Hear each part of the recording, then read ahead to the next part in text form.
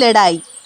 एक हरे भरे से जंगल में बहुत सारे जानवर एक साथ मिलजुल कर रहते थे। उन सभी जानवरों का राजा था शेर, और शेर भी अपने राजा होने के पद से इस्तीफा दे चुका था। सुनो भाइयों, आज से कोई इस जंगल का राजा नहीं होगा। सभी अपनी मर्जी से अपनी जिंदगी गुजारेंगे। सभी जानवर इस बात से बहुत खुश हुए, लेकिन ये खुशी ज्यादा समय तक चल नहीं पाई, क्योंकि इसी जंगल में अब एक खूंखार चीता घुस आया था। तभी उस चीते को देखकर भालू उसके पास जाने लगा। अरे भाई, तुम कौन हो?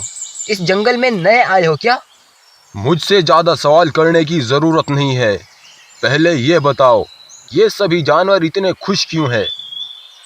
भाई, हमारे शेर राजा ने इस्तीफा दे दिया है और कहा है कि अब कोई इस जंगल का राजा नहीं होगा। क्यों रे भालू, तुम्हारा राजा बुजदिल हो चुका है, उसमें अब लड़ने की हिम्मत नहीं है क्या? इतना कहकर चीता जंगल में आगे बढ़ता है। तभी उसे एक भेड़ दिखाई देती है और चीता उसका शिकार कर लेता है। अरे वाह, मजा आ गया। अगर ये भेड़ इतनी स्वादिष्ट थी तो इस जंगल के सभी जानवर बड़े स्वादिष्ट होंगे। चीते को शिकार करते हुए भालू उसको देख लेता है और जल्दी से जाकर शेर को ये सारी बात बता देता है। भाई शेर, हमारे जंगल में एक चीता आ पहुंचा है और हमारे जंगल के जानवरों को भी मारना शुरू कर दिया है। और उसने मुझसे कहा था कि तुम्हारा राजा शेर अब बुजदिल हो चुका है, इसलिए उसने इस्तीफा दिया है।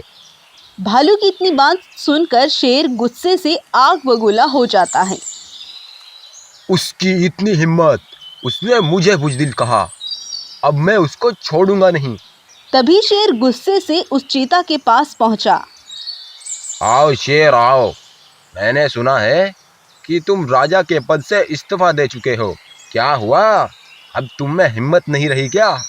चीता की इतनी बात सुनकर पहले गुस्से से शेर और आग बबूला होकर उस चीता पर हमला कर देता है और